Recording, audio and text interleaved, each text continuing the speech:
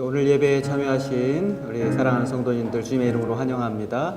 오늘은 광복절 기념주일입니다. 다 같이 찬양으로 예배를 시작하도록 하겠습니다.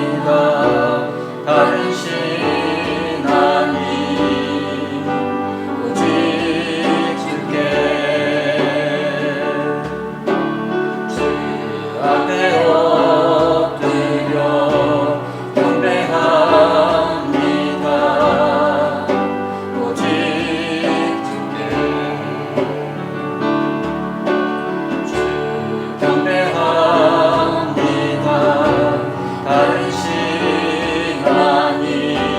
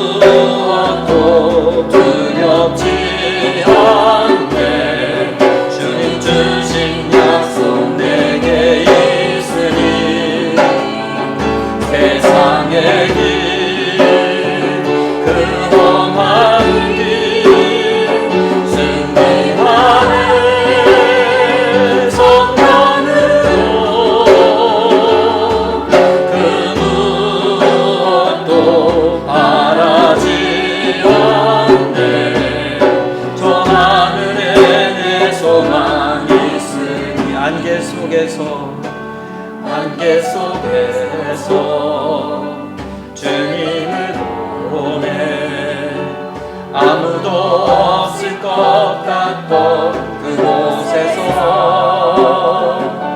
손 내미셔서 나를 붙드네 길 잃고 쓰러져 가던 그곳에서 주 말씀하시네 내 손 잡으라고 내가 곧 길이요 진리 생명이니 나 그 길을 보내 주 예비하신 곳 가는 길로 돌아서지 않으리 예수의 길 그 좁은 길 나는 거기에 주 손 잡고 그 무엇도 두렵지 않네 주님 주신 약속 내게 있으니 세상의 길 그 험한 길 승리하네 성령으로 그 무엇도 바라지 않네 저 하늘에 내 소망이 있으니 예수의 길 그 좁은 길 예수의 길 그 좁은 길 나는 거기에 주 손 잡고 그 무엇도 두렵지 않네 주님 주신 약속 내게 있으니 세상의 길 그 험한 길 승리하게 성령으로 그 무엇도 바라지 않네 저 하늘에 내 소망이 있으니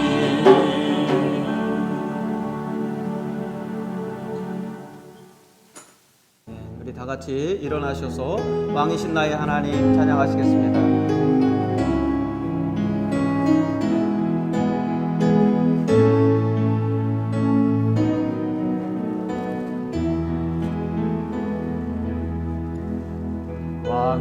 왕이신 나의 하나님, 내가 주를 높이고 영원히 주의 이름을 송축하리이다. 왕이신 나의 하나님, 내가 주를 높이고 영원히 주의 이름을 송축하리이다. 성시교독 99번 말씀을 교독하도록 하겠습니다. 오늘은 광복절 기념 예배로 예배를 드리고 있습니다. 온 땅은 여호와를 두려워하며 세상의 모든 거민들은 그를 경외할지어다. 여호와께서 나라들의 계획을 폐하시며 민족들의 사상을 무효하게 하시도다. 여호와의 계획은 영원히 서고 그의 생각은 대대에 이르리로다. 여호와를 자기 하나님으로 삼은 나라 곧 하나님의 기업으로 선택된 백성은 복이 있도다. 여호와께서 하늘에서 굽어보사 모든 인생을 살피시며 곧 그가 거하시는 곳에서 세상의 모든 거민을 굽어 살피시는도다. 많은 군대로 구원 얻은 왕이 없으며 용사가 힘이 세어도 스스로 구원하지 못하는도다. 여호와는 그를 경외하는 자 곧 그의 인자하심을 바라는 자를 살피사 그들의 영혼을 사망에서 건지시며 그들이 굶주릴 때에 그들을 살리시는도다. 우리 영혼이 여호와를 바라며 그는 우리의 도움과 방패시로다. 여호와여, 우리가 주께 바라는 대로 주의 인자하심을 우리에게 베푸소서. 아멘. 전능하사 천지를 만드신 하나님 아버지를 내가 믿사오며 그 외아들 우리 주 예수 그리스도를 믿사오니 이는 성령으로 잉태하사 동정녀 마리아에게 나시고 본디오 빌라도에게 고난을 받으사 십자가에 못 박혀 죽으시고 장사한 지 사흘 만에 죽은 자 가운데에서 다시 살아나시며 하늘에 오르사 전능하신 하나님 우편에 앉아 계시다가 저리로서 산자와 죽은 자를 심판하러 오시리라. 성령을 믿사오며 거룩한 공회와 성도가 서로 교통하는 것과 죄를 사하여 주시는 것과 몸이 다시 사는 것과 영원히 사는 것을 믿사옵나이다. 아멘. 만복의 근원 하나님, 온 백성 찬송 드리고 저 천사여 찬송하세. 찬송 성부 성자 성령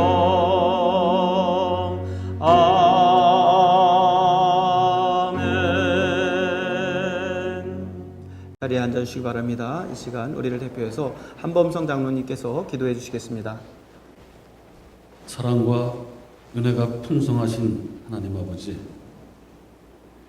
무섭게도 우리의 건강과 생명을 위협하던 코로나 질병도 우리의 머릿속에서 점차 무뎌져 가고, 맹렬히 타오를 것만 같던 더위도 서서히 물러가는 듯 하지만 마음 한구석 개운치 않음은 우리의 심령이 하나님 아버지를 굳게 의지하지 못하며 세상의 현상 앞에 두려움과 염려함이 앞서 있음일 것입니다. 안식하라 주신 안식일에 안식하지 못하며 쫓기듯 살아가는 저희들, 오늘 주일 아침 비록 고개 떨군 채 찾아온 성전이지만 하나님의 말씀과 은혜로 충만히 채워주시고 회복시켜 주셔서 성전을 나설 때 성령님 함께 하심으로 새로운 한 주를 이길 힘을 충만케 채워주실 줄 믿고 기도드립니다. 저희들의 지난 잘못들을 깨우치게 하셔서 정결한 마음으로 예배에 임하게 하옵시며 감사와 찬양이 절로 우러나와 하나님께 영광과 찬양 올려드리는 귀한 예배가 되게 하여 주시기를 간구하오며 기도드립니다. 아멘. 하나님 아버지, 하나님은 세상을 창조하시고 사람을 창조하시고 동물과 식물과 자연으로 어우러져 살게 하셨으며 혼자 사는 것이 아니라 사람에게 짝을 지어 주셨듯이 모든 만물에도 걸맞는 짝을 주셔서 서로 돕고 기르고 사용하고 섭취하여 함께 살아가는 세상을 이루어 주셨음을 믿습니다. 하지만 세상은 점점 배타적이고 이기적이고 네 편, 내 편으로 가르며 어느덧 나를 중심으로 교만하게 살아가고 있음을 봅니다. 앞으로는 점점 더 모든 것에서 격리되고 격리하며 살아가게 될 것입니다. 하나님 아버지, 하나님이 지으신 하나님의 형상으로 우리가 돌아갈 수 있나요? 내 형제 중에 지극히 작은 자 하나에게 한 것이 내게 한 것이니라. 누구든지 자기의 유익을 구하지 말고 남의 유익을 구하라. 내 마음을 다하고 목숨을 다하고 뜻을 다하여 주 너의 하나님을 사랑하고 그와 같이 내 이웃을 내 몸과 같이 사랑하라. 나의 유익이 아닌 우리 모두의 유익, 나를 사랑이 아닌 나의 사랑이 아닌 우리 모두의 이웃 사랑 함께하고 모이기를 패하지 말라 하신 하나님, 그런즉 너희가 먹든지 마시든지 무엇을 하든지 다 하나님의 영광을 위해 하라. 세상의 환경이 변한다 해도 하나님 진리의 말씀을 듣고 지키고 순종하며 하나님의 영광을 위하는 것이 무엇인가 깨닫고 사랑의 하나님의 형상을 넓은 세상의 이웃에게 사랑함으로 이루어가는 참 그리스도인들이 되게 하여 주시기를 간구하오며 기도드립니다. 이제 학교로 돌아가야 할 시간입니다. 학교가 열릴지 못 열릴지 모릅니다. 내일 우리의 삶은 어찌 될지 모릅니다. 오로지 하나님만 아십니다. 그러므로 내일 일을 위하여 염려하지 말라. 내일 일은 내일이 염려할 것이요 너희는 먼저 그의 나라와 그의 의를 구하라 하신 말씀 믿고 의지합니다. 이 모든 약속과 소망의 말씀을 위해 밤낮 없이 눈물로 기도해 주시는 목사님과 동역자 사모님, 가족을 기억해 주시며 영육간의 신령한 하늘의 복으로 채워주실 줄 믿습니다. 이 모든 말씀 서로 사랑하고 돕고 합하여 선을 이뤄감으로 눈앞의 모든 어려움을 이겨내고 최후 승리를 얻기를 소원하시고 응원해 주시는 우리 주 예수님 이름으로 감사하며 기도드립니다. 아멘.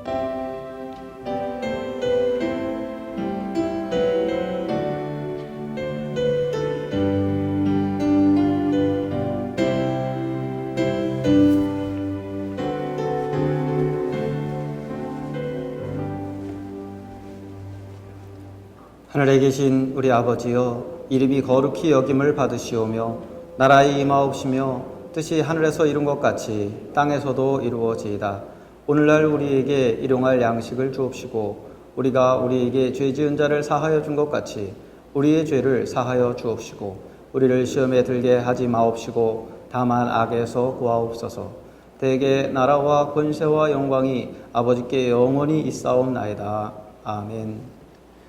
오늘 함께 나누실 하나님의 말씀은 구약성경 출애굽기 22장 1절에서부터 15절까지 그리고 누가복음 19장 1절부터 10절까지의 말씀입니다. 먼저 출애굽기 22장 1절로부터 15절까지의 말씀을 교독하도록 하겠습니다. 구약성경 출애굽기 22장 1절로부터 15절까지의 말씀을 교독합니다. 사람이 소나 양을 도둑질하여 잡거나 팔면 그는 소 한 마리에 소 5마리로 갚고 양 한 마리에 양 4마리로 갚을지니라. 도둑이 뚫고 들어오는 것을 보고 그를 쳐 죽이면 피 흘린 죄가 없으나 해돋는 후에는 피 흘린 죄가 있으리라. 도둑은 반드시 배상할 것이나 배상할 것이 없으면 그 몸을 팔아 그 도둑질한 것을 배상할 것이요. 도둑질한 것이 살아 그의 손에 있으면 소나 나귀나 양을 막론하고 갑절을 배상할지니라. 사람이 밭에서나 포도원에서 짐승을 먹이다가 자기의 짐승을 놓아 남의 밭에서 먹게 하면 자기 밭에 가장 좋은 것과 자기 포도원에 가장 좋은 것으로 배상할지니라. 불이 나서 가시나무에 댕겨 낯가리나 거두지 못한 곡식이나 밭을 태우면 불놓은 자가 반드시 배상할지니라. 사람이 돈이나 물품을 이웃에게 맡겨 지키게 하였다가 그 이웃집에서 도둑을 맞았는데 그 도둑이 잡히면 갑절을 배상할 것이요. 도둑이 잡히지 아니하면 그 집 주인이 재판장 앞에 가서 자기가 그 이웃의 물품에 손댄 여부의 조사를 받을 것이며 어떤 잃은 물건 즉 소나 낙이나 양이나 의복이나 또는 다른 잃은 물건에 대하여 여러 사람이 이르기를 이것이 그것이라 하면 양편이 재판장 앞에 나갈 것이요 재판장이 죄 있다고 하는 자가 그 상대편에게 갑절을 배상할지니라. 사람이 낙이나 소나 양이나 다른 짐승을 이웃에게 맡겨 지키게 하였다가 죽거나 상하거나 끌려가도 본 사람이 없으면 두 사람 사이에 맡은 자가 이웃의 것에 손을 대지 아니하였다고 여호와께 맹세할 것이요 그 임자는 그대로 믿을 것이며 그 사람은 배상하지 아니하려니와 만일 자기에게서 도둑 맞았으면 그 임자에게 배상할 것이며 만일 찢겼으면 그것을 가져다가 증언할 것이요 그 찢긴 것에 대하여 배상하지 아니할지니라.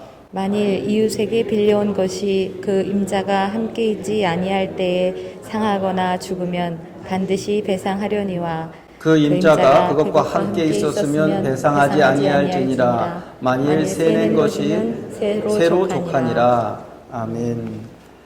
누가복음 19장 신약성경 누가복음 19장 1절로부터 10절까지의 말씀을 교독하도록 하겠습니다. 신약성경은 누가복음 19장 1절로부터 10절까지의 말씀입니다. 예수께서 여리고로 들어가 지나가시더라. 삭개오라 이름하는 자가 있으니 세리장이요 또한 부자라. 그가 예수께서 어떠한 사람인가 하여 보고자 하되 키가 작고 사람이 많아 할 수 없어 앞으로 달려가서 보기 위하여 돌무화과 나무에 올라가니 이는 예수께서 그리로 지나가시게 되밀어라. 예수께서 그곳에 이르사 쳐다보시고 이르시되 삭개오야 속히 내려오라 내가 오늘 네 집에 유하여야 하겠다 하시니 급히 내려와 즐거워하며 영접하거늘 무사람이 보고 수군거려 이르되 저가 죄인의 집에 유하러 들어갔도다 하더라. 삭개오가 가서 주께 여짜오되 주여 보시옵소서 내 소유의 절반을 가난한 자들에게 주겠사오며 만일 누구의 것을 속여 빼앗은 일이 있으면 내 갑절이나 갚겠나이다. 예수께서 이르시되 오늘 구원이 이 집에 이르렀으니 이 사람도 아브라함의 자손이미로다. 인자가 온 것은 잃어버린 자를 찾아 구원하려 함이니라. 아멘. 오늘은 광복절 기념주일로 예배를 드리고 있습니다. 오늘 읽은 말씀을 가지고 회개, 용서, 화해라고 하는 제목으로 은혜를 나누려고 합니다. 지난 몇 년 동안 한국과 이웃나라 일본은 그 관계가 더욱더 이전보다 더 악화되었습니다. 한일합방 이후에 그 일제의 만행은 우리 민족에게 씻을 수 없는 상처를 남겼죠. 그럼에도 불구하고 일본은 오늘날까지 사과하지 않았고 계속되는 일본의 그 독도 영유권 주장과 또 동해의 일본해 표기 등으로 우리 민족을 분노하게 했습니다. 악화되었던 한일 관계가 더 악화된 것은 올해 초죠. 얼마 전에 한국 대법원이 미쓰비시 그 중공업의 일제에 의한 강제 노동에 동원된 그 한국인들에 대한 그 배상 판결이 났는데 일본이 거기에 거부하면서 부터입니다. 게다가 일본은 한국의 경제 보복까지 하게 되었죠. 그래서 한국 사람들은 일제 물건의 불매 운동에 들어갔고 일본 기업들이 한국에서 하나둘씩 이제 철수하기 시작했습니다. 한국 사람들이 참 똘똘 뭉치면 정말 무섭습니다. 그래서 일본 물건들이 팔리지 않았고 가게들이 문을 닫게 되었죠. 일본과의 화해는 정말로 영영 불가능한 것인가? 우리는 한국과 일본과의 이러한 관계를 통해서 어떻게 나의 이웃과 화목하게 살 것인가 하는 생각을 해보는 그러한 계기로 삼아야 될 줄로 믿습니다. 첫 번째로 이웃과의 화목을 위한 첫 번째 관문은 진심 어린 사죄입니다. 누군가의 잘못으로 관계가 틀어진 이웃과 화해하고 좋은 관계를 가지려면 진심에서 우러난 사과가 무엇보다도 먼저 이루어져야 하듯이 일본과 한국의 화해를 위해서는 마음으로부터 우러난 그 일본의 사과가 먼저 있어야 되는 것이죠. 그런데 문제는 일본이 아직까지도 강제징용자들에 대한 그리고 위안부 할머니들에 대한 진정한 사과조차 하지 않고 있다는 것이고 더 나아가서 그런 일이 있었다라고 하는 그 사실조차 인정하지 않고 있다는 사실입니다. 그 일본과 한국 사이에 있는 그 작은 섬 군함도라고 불려지는 섬인데 그 섬이 군함 배를 닮았다고 해서 군함도라고 이름을 붙였죠. 거기에 일제시대 때 광부로 동원된 그 한국 우리 조상들, 징용자들 정말 그 사진을 보면 피골이 상접하고 정말 먹지 못하고 입지 못하고 팬티도 오늘날과 같은 그 팬티가 아니라 그 일본의 혼도시라고 하나요? 그 정말 천조가리로 중요한 부분만 가리고 그렇게 일한 그 사람들의 실상이 사진으로도 남아 있습니다. 일본은 그 군함도를 유네스코의 문화유산에 등재시켰습니다. 세계 문화유산이 된 거예요. 그 섬이. 그런데 그 섬을 세계 문화유산으로 등재를 시킬 당시에 한국 사람들을 강제로 끌어다가 그곳에서 일을 시켰다라고 하는 사실을 인정을 했습니다.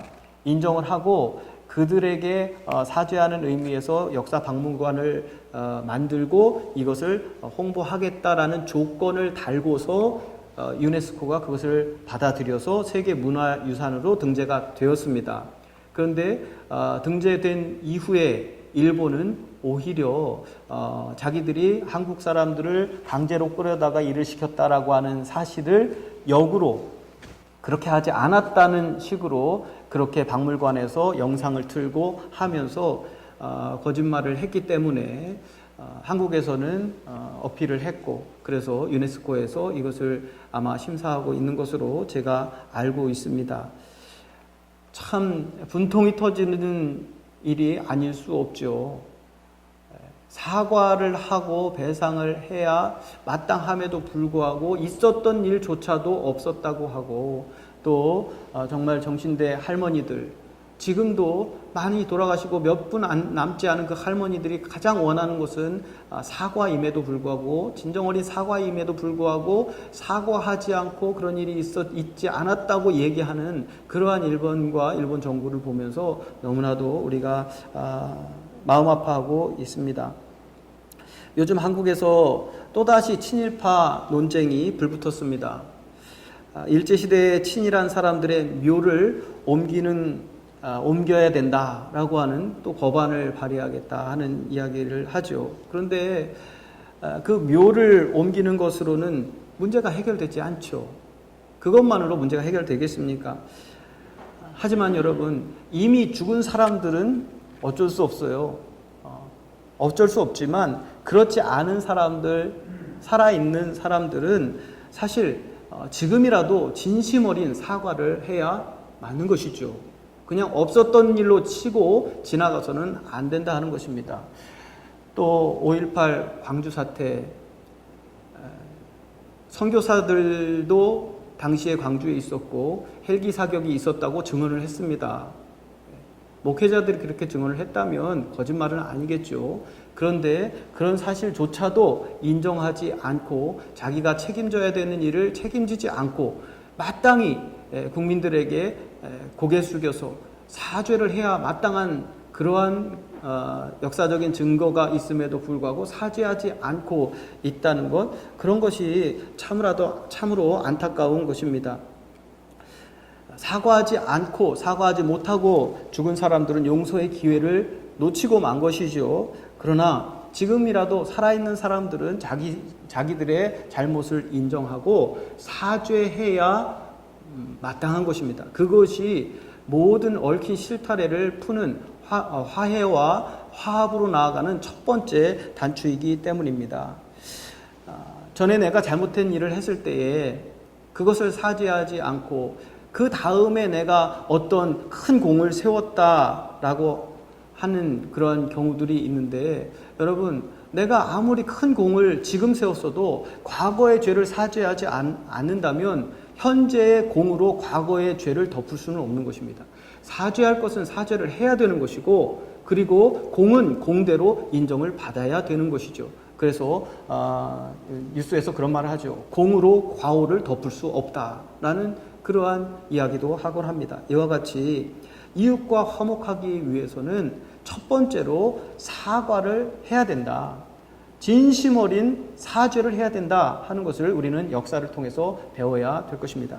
두 번째로 이웃과의 화목을 위한 두 번째 관문은 손해에 대한 배상입니다. 일제시대의 미쓰비시 중공업에서 또 군함도 등에서 강제 노역을 하던 그 노동자들에 대한 배상이 이루어지지 않는 것이 현재 지금 한국과 일본의 관계의 개선에 영향을 미치고 있죠. 관계가 개선되지 않는 이유는 그들이 자신의 죄를 인정하지 않을 뿐만 아니라 배상하지 않기 때문입니다. 법적으로 그렇게 배상 판결이 났음에도 불구하고 우리는 갚을 수 없다라고 하는 식으로 나오는 것이 문제죠. 오늘 읽은 출애굽기 22장의 말씀처럼 하나님께서는 어떤 사람이 이웃에게 손해를 입혔을 때에는 반드시 그에 상응하는 배상을 하도록 모세시대부터 율법으로 그렇게 정해 놓으셨습니다.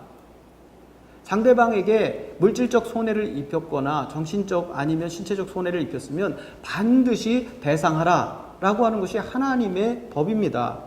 그리고 그 정신은 신약시대에까지 계속해서 이어져 내려오고 있는 것을 우리가 볼 수 있어요. 일례로 오늘 우리가 누가복음에서 읽은 말씀이 삭개오가 예수님을 만난 말씀 아닙니까? 세리 삭개오가 예수님을 만났을 때 그는 자신의 지난 죄를 회개하는 마음으로 자신의 재산의 절반을 가난한 사람들에게 나누어 주겠다고 예수님 앞에서 약속을 했습니다. 자신 재산의 절반을. 그리고 나머지 절반이 남았을지라도 자기가 다른 사람들에게 세금을 받을 때에 부당하게 세금을 받았다면 그것의 4배로 그들에게 갚아주겠다고 그렇게 예수님 앞에서 약속하고 있는 것입니다. 그것이 바로 하나님의 법을 지키는 정신이고 그것이 바로 이웃과 온전한 화해로 나아가는 길인 것입니다.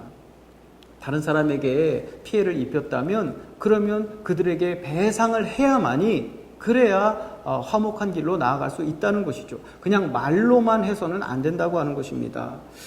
예수님도 사람들 앞에서 그래서 그 삭개오에게 뭐라고 말씀하시냐면 오늘 구원이 이 집에 이르렀으니 이 사람도 아브라함의 자손이미로다 라고 하시면서 삭개오를 칭찬하셨습니다. 당시에 세리라고 하는 직업군은요, 사람들이 다 싫어하던 사람들이었습니다. 마치 한국 사람들이 그 친일파를 바라보듯이 일제시대에 저 사람들은 일본에 붙어서 우리를 괴롭게 하는 사람들이야 라고 그렇게 생각을 했듯이 사람들은 그 세리들을 향해서 저 사람은 로마에 붙어서 우리의 세금을 걷어다가 로마에 바치는, 게다가 정당한 세금을 거두는 것이 아니라 아주 세금을 많이 걷어서 자기네들의 배를 불리는 그러한 나쁜 사람들, 저런 사람들은 우리 민족도 아니야 라고 그렇게 생각을 하고 있었던 직업군이 바로 세리들이었습니다. 그런데 그 삭개오의 예수님 앞에서의 회개와 그리고 사죄와 배상의 결단은 세리인 그 삭개오가 당시에 자기 민족 사람들에게 다시금 저 사람도 우리의 형제요, 저 사람도 우리의 친구다라고 인정받는 계기가 되었을 것입니다. 예수님께서 이도 아브라함의 자손이다라고 한 그 말씀이 그것을 우리에게 간접적으로 증명해주고 있는 것이죠. 또 이웃과의 화목을 위한 세 번째 관문은 용서입니다. 자신의 잘못에 대해서 사과를 하고 재산상의 손실을 배상하면서 화해와 용서를 청하는 이웃을 용서해 주라 라고 하는 것이 바로 율법의 정신이고 하나님의 말씀입니다. 그런데 예수님은 거기서 더 나아가서 심지어는 나를 미워하는 사람까지도 용서해 주라 라고 예수님은 그렇게 말씀하셨죠. 베드로가 예수님을 찾아와서 누가 나에게 죄를 범했을 때에 7번 용서해 주면 되겠습니까? 라고 물었을 때 예수님께서는 베드로에게 7번이 아니라 70번씩 7번이라도 용서해 주라고 그렇게 말씀을 하셨죠. 사도들은 모든 사람으로 더불어 화평함과 거룩함을 따르라고 함으로써 이웃과의 화목을 강조했습니다. 나에게 잘해주는 사람, 내 마음에 드는 사람, 내 그룹 안에 있는 사람, 내 나라 사람, 그 사람들에게만 잘해주라고 한 것이 아니라 모든 사람과 더불어서 화목할 수 있도록 거룩함에 이르라고 그렇게 우리에게 사도들은 말하고 있어요. 아무리 그런데 상대방이 사과하고 배상을 할지라도 피해자가 용서를 거부하면 화해는 불가능하죠. 그 이웃과는 영원히 화목하게 지낼 수 없게 되는 것입니다. 그렇기 때문에 이웃과의 화목을 위해서는요, 용서가 필수적이고 반드시 용서해야 한다 하는 것이 하나님의 말씀입니다. 그런 점에서 오늘날 일본이 스스로 죄를 뉘우치지 못하고 배상은커녕 사과조차 하지 않는 현실은 참으로 안타까운 일이 아닐 수 없습니다. 그렇게 해야 용서를 하든지 말든지 할 거 아니에요? 그런데 우리 한국 사람들은 또 마음이 약하고 정이 넘쳐서 우리가 잘못했습니다 라고 하고 배상 다 하겠습니다, 정말 잘못했습니다 라고 하면 한국 사람들은 아마 다 용서해 줄 거예요.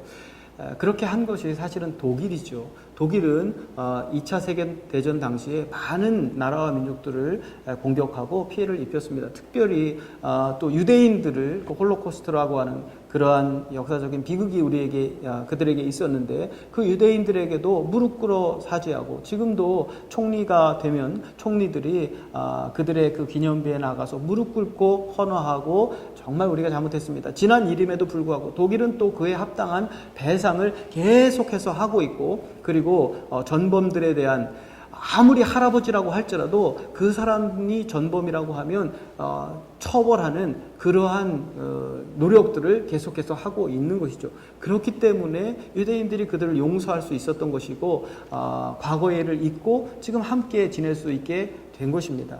우리가 일본에 바라는 것이 바로 이런 것 아니겠습니까? 우리도 이렇게 될 수 있다는 것이죠. 그런데 그렇게 상대방이 우리에게 그렇게 해왔을 때에 우리는 반드시 그들을 용서해야 되고, 그래야 우리가 화합할 수 있고 화목할 수 있고 하나가 될 수 있다라고 하는 것입니다. 역사적인 경험을 통해서 우리 한국 사람들은요, 사과와 배상 그리고 용서의 중요성을 누구보다도 잘 알고 있습니다. 지금도 그렇잖아요. 이런 사실을 보면서 왜 사과 안 해? 왜 배상 안 해? 라고 하면서 그러한 현실 속에서 우리나라 사람들이 살고 있어요. 그 누구보다도 사과와 배상과 용서에 대해서 잘 알고 경험하고 있는 상태에 있는 사람들이 한국 사람들입니다. 그런데 우리는 그렇게 중요한 진리를 자기 생활 속에서, 내 가정 속에서, 내 일터에서, 이웃들과의 사이에서 잘 적용하지 못할 때가 있고, 그래서 불화한 예가 적지 않습니다. 여러분 한번 자신을 생각해 보세요. 아니, 일본한테는 그렇게 뭐라고 하면서 정작 나는 내가 어떤 사람에게 잘못했을 때 사과하는가? 나는 사과를 진심으로 잘 하는 사람인가? 그렇지 않은 사람인가? 그냥 모르는 척 지나가는 사람인가? 아니면 내가 잘못해서 해놓고도 남을 탓하는 사람인가? 우리는 우리 자신을 한번 돌아봐야 되는 것이죠. 물질적인 손해를 입혔을 때에 그냥 말로만 잘못했다, 미안하다 하고 넘어가는 사람인가? 아니면 물질적인 손해에 대해서 배상을 실제로 하는 사람인가? 성경은 배상을 해도 그냥 똑같이 배상이 아니에요.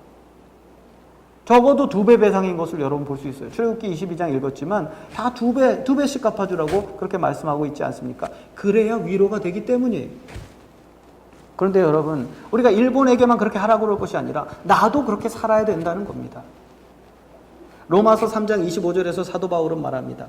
이 예수를 하나님이 그의 피로써 믿음으로 말미암는 화목제물로 세우셨으니 이는 하나님께서 길이 참으시는 중에 전에 지은 죄를 간과하심으로, 용서하심으로, 우리의 죄를 용서하심으로 자기의 의로움을 나타내려 하심이니라고 그렇게 바울은 말하고 있습니다.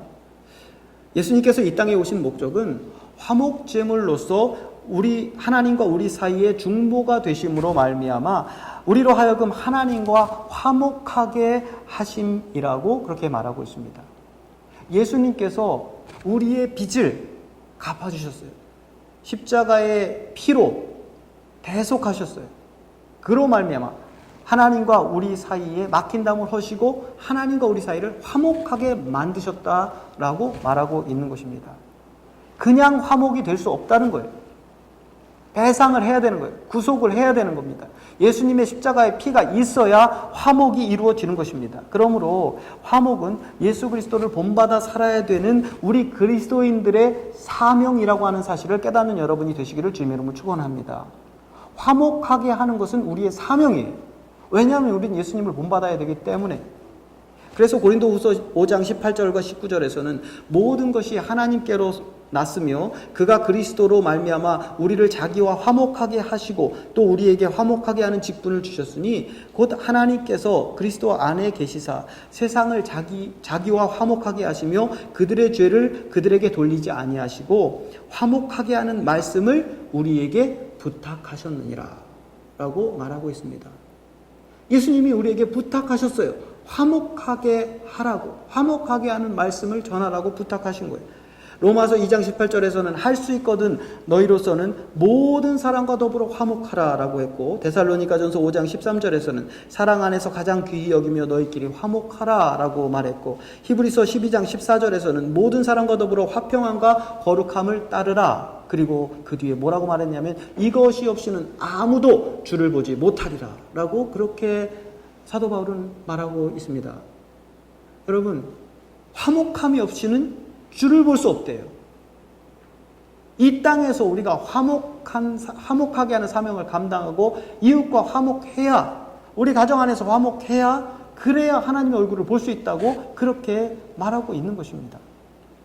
그러므로 사랑하는 성도 여러분, 아무쪼록 저와 여러분은 화목을 사명으로 알고 하나님과의 화목, 가족과의 화목, 또 이웃과의 화목을 위해서 힘쓰는 성도들이 되시기를 주님의 이름으로 축원합니다. 화목한 것이 얼마나 중요하냐면 예수님께서 말씀하셨어요. 너희가 예물을 가지고 제사를 드리러 왔다가 누구에게 원망 들을 만한 일이 생각나거든. 그 제물을 제단에 두고 가서 그 사람과 화해하고 화목하고 그리고 와서 제물을 드려라. 예수님께서 그렇게 말씀을 해주셨어요. 그러니까 화목이 얼마나 중요한 것입니까? 여러분, 우리는 우리 가정 안에서의 화목을 위해서 얼마나 힘쓰고 노력하고 있습니까? 저는 전에 어떤 그 코미디언의 이야기를 들었어요. 이 코미디언이 이혼을 하고 재혼을 했어요. 그런데 이 전에 그 남편에게서 낳은 아들이 있습니다. 아들이 너무 공부도 안 하고 말도 안 듣고 얼마나 엄마가 속이 상했겠습니까? 그래서 때리기도 많이 하고 윽박도 지르고 이랬었는데 이분이 이제 교회 다니는 분이에요. 나중에 방법을 바꿨어요. 그 아들한테 울면서 사과를 했다는 거예요. 미안하다. 그동안 내가 너에게 정말 상처를 많이 남겼구나. 정말 미안하다. 그러면서 엄마가 사과를 했다는 거예요. 그런데 그때부터 그 아들이 변화되기 시작하더랍니다. 알아서 공부를 하고 그러더니 대학을 가고 엄마에게도 잘하고 또 그 이복 동생들에게도 잘하고 이러한 아이로 변화가 되더라고 하는 것입니다. 사과가 이렇게 중요한 거예요. 제가 지난주였나요? 우리 가족들에게 미안한 것이 많다. 자녀들에게 미안한 것이 많다. 이런 이야기를 많이 했는데 우리 부모들이 그런 일들이 있을 거예요. 그런데 그랬을 때 마음으로만 그것을 갖고 있고 그래 내가 미안한 것이 많으니까 다른 것으로 잘해줘야지. 이렇게 하면 자녀들이 그것을 모를 수가 있어요. 인정을 안 할 수도 있어요. 그럴 때 우리는 우리 자녀들에게도 사과를 해야 된다는 것이죠. 교회 안에서도 내가 무엇인가 잘못했을 때 다른 것으로 잘해주려고 하지 말고 일단 사과를 해야 되는 것입니다. 또 무엇으로 재산상의 피해를 입혔다면 더 큰 것으로 배상을 해줘야 되고 또 다른 사람이 나에게 용서를 청할 때는 그 용서를 받아줄 줄 알아야 돼요. 아무리 큰 잘못을 지었더라도 상대방이 진심으로 나에게 잘못했다고 하면 용서해 주어야 되는 것이 바로 그리스도인의 사랑인 것입니다. 넓은 마음으로 용서하고 더 나아가서 예수 그리스도의 십자가의 사랑으로 이웃을 사랑하는 저와 여러분이 되어야 될 줄로 믿습니다. 화목하기 위해서는 희생이 필요해요. 누군가 먼저 하지 않으면 안 돼요. 예수님께서 십자가에 피 흘려 죽으심으로 하나님과 우리 사이를 화목하게 한 것처럼 여러분 예수 믿는 우리가 먼저 희생하고 기도하고 우리 가정이 우리 일터가 교회가 화목하게 되는 그날까지 계속해서 예수 그리스도의 그 사명을 맡겨주신 그 사명을 감당하는 저와 여러분이 다 되시기를 주님의 이름으로 축원합니다. 이 시간 우리 함께 기도하실 때에 한번 우리 자신을 돌아보기를 원합니다. 내가 용서를 구해야 될 사람이 누가 있는가? 내가 배상을 해 주어야 될 사람이 누가 있는가? 또 내가 용서를 해 주어야 될 사람이 누가 있는가? 하나님, 우리의 마음속에 성령님으로 함께하여 주시옵소서. 우리에게 용기를 주시옵소서. 우리가 잘못한 것을 인정하고 또 사과할 수 있는, 사죄할 수 있는, 회개할 수 있는 용기를 허락하여 주시기를 원하옵나이다. 또 나에게 잘못한 사람들을 용서할 수 있는 용기를 허락하여 주시옵소서. 너무나도 내가 그들로 인해서 상처를 입었지만 그러나 주님 그들을 용서할 수 있도록 7번이 아니라 70번씩 7번이라도 용서하라고 하신 예수님의 말씀을 기억하고 십자가의 사랑으로 용서하고 또 저들을 하나님께로 인도할 수 있는 그 화목한 사명을 감당할 수 있도록 주님 인도하여 주시기를 간절히 바라옵고 나옵나이다. 주님 각 사람의 마음을 주장하여 주시옵소서. 우리 다 같이 일어나셔서 찬송가 219장을 함께 부르시겠습니다.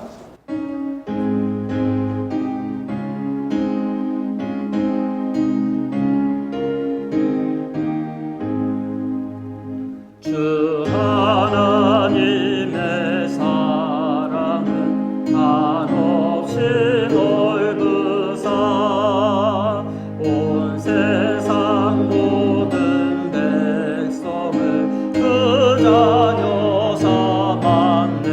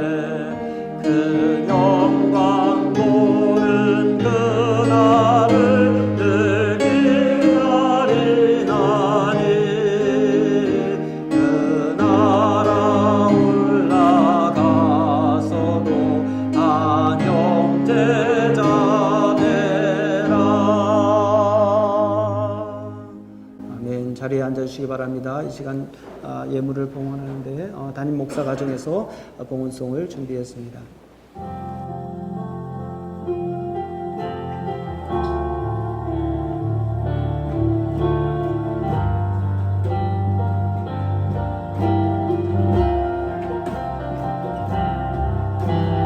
위대한 그 사랑으로 십자가 주님 지셨네.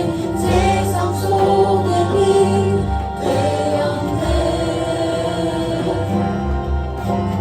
주님의 피로 사셔서 영원한 생명 주셨네. 값없이 주신 그 사랑, 예수 때문에 사랑하고 예수 때문에 찬양하고 예수 때문에 완전하고 예수 때문에 사랑받고 예수 때문에 행복하고 예수 때문에 의롭고 예수 때문에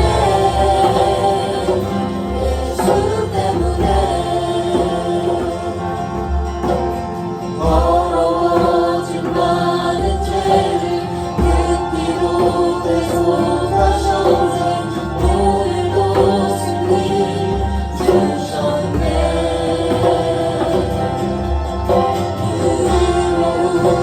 그 상으로 주 약속대로 주셨네. 날마다 함께 하시네. 예수 때문에 사랑하고 예수 때문에 찬양하고 예수 때문에 완전하고 예수 때문에 사랑받고 예수 때문에 행복하고 예수 때문에 의롭고 예수 때문에 사랑하고 예수 때문에 찬양하고 예수 때문에 완전하고 예수 때문에 사랑받고 예수 때문에 행복하고 예수 때문에 의롭고 예수 때문에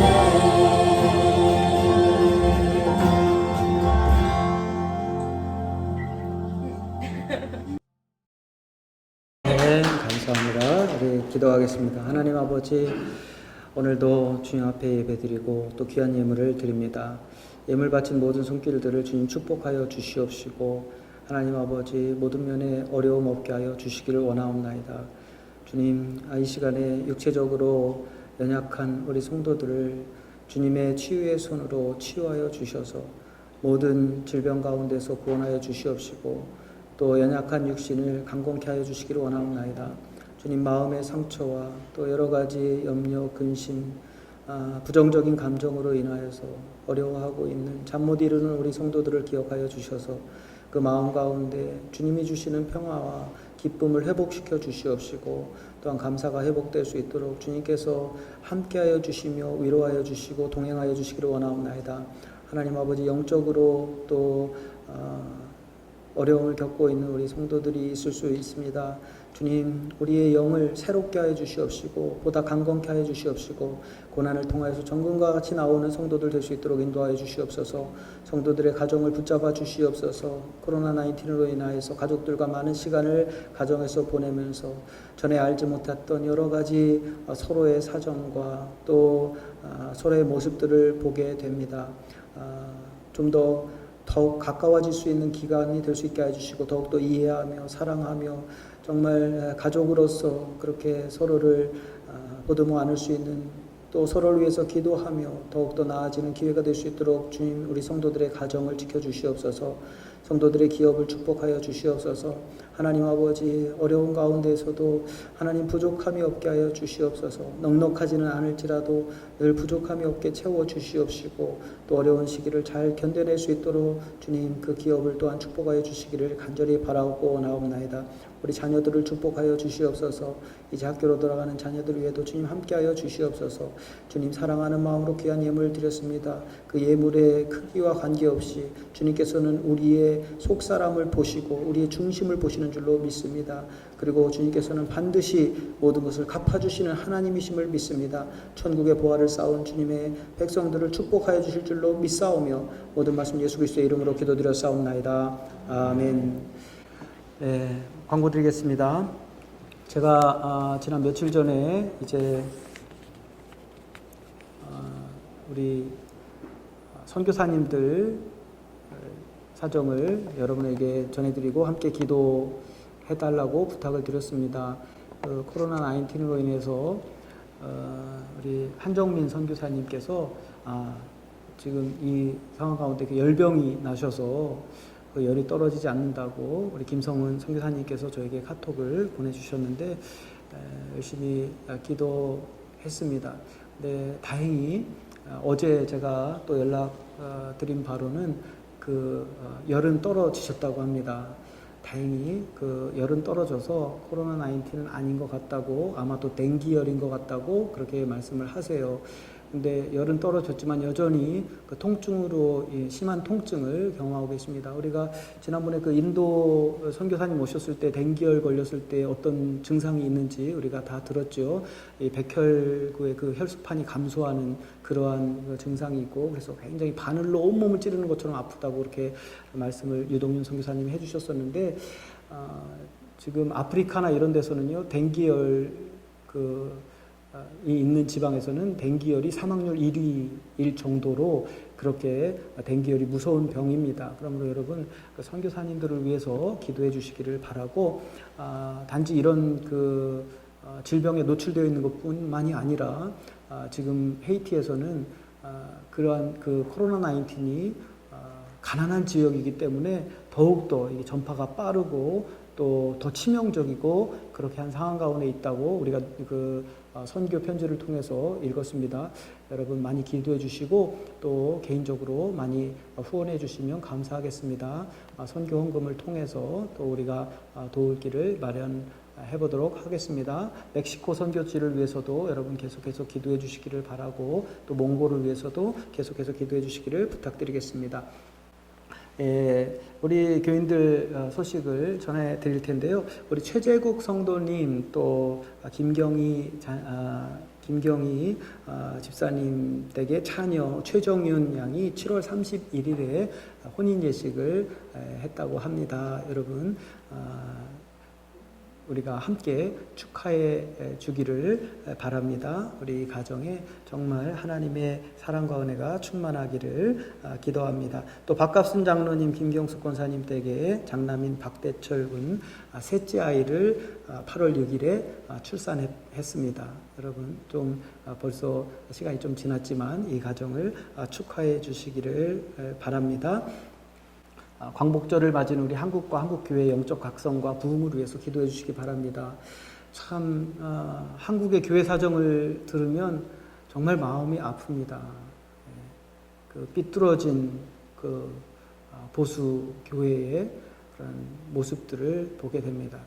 저 역시도 보수적인 목사라고 그렇게 스스로 말하고 다니는 목사임에도 불구하고 참 한국가 너무나도 안타까운 상황에 있는 것을 보게 됩니다.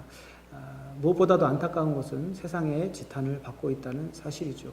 세상을 하나 되게 해야 되고 화목하게 하는 직분을 맡은 교회가 세상과 이렇게 불화한 것을 보고 적대시하고 그렇게 다투는 것을 보면서 너무나도 마음이 아픕니다. 여러분 한국교회를 위해서 기도해 주시기를 바라고 한국뿐만 아니라 미국과 세계 여러 나라의 성도들을 위해서도 기도해 주시기를 부탁드리고 또 우리 교회 성도들을 위해서 기도해 주시기를 바랍니다. 또 우리 청소년들을 위해서 여러분 모임이 없으니까 물론 인터넷으로 모임을 하기는 하지만 모임이 없어서 가정에 계속 있으면서 우리 아이들도 사실 우울증에 걸리기 쉽고 또 여러 가지로 심리적인 문제가 있을 수도 있습니다. 그렇기 때문에 여러분의 자녀들의 그 마음에 더 관심을 가지시고 이전보다 사실은 더 열심히 자녀들을 위해서 기도해 주시기를 바라고 학교에 가는 자녀들을 위해서도 기도해 주시기를 부탁드리겠습니다. 여러분 지금은 기도해야 될 때입니다. 더욱더 열심히 하나님의 말씀을 읽어야 될 때입니다. 그러므로 여러분의 신앙생활에 더욱더 열심을 내는 기간으로 삼으시기를 바랍니다. 시간이 많아서 그런 것이 아니라 위험하기 때문에 절실하기 때문에 더 그렇게 해야 되는 것임을 깨달으시고 경건생활에 힘쓰는 여러분이 되시기를 부탁드리겠습니다. 축도로 예배 마치겠습니다. 지금은 우리 주 예수 그리스도의 크신 은혜와 하나님 아버지의 변함없는 사랑하심과 성령님의 인도하시고 교통하심이 여기 모인 모든 성도들 위해 지금으로부터 영원까지 함께 하시기를 간절히 축원하옵나이다. 아멘.